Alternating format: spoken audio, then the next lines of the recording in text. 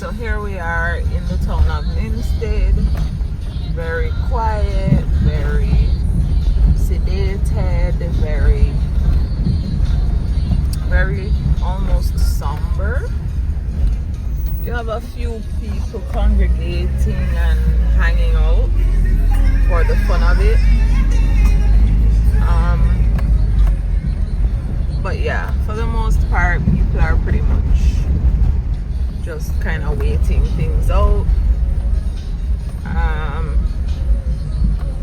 You see more signs of preparation, clearer signs. Okay, there's a party there, but yeah, that's Jamaican style. People taking down their awnings.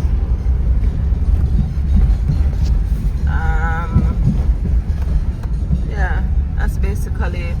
Some businesses do have proper shutters. It's not a common occurrence, especially amongst private residents. They're mostly like plyboard type situation of battening down and stuff.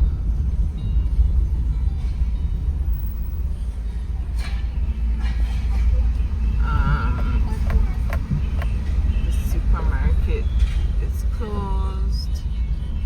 You have the market activity. So this is the road where the market is. This is the market. Yeah, it's the market building.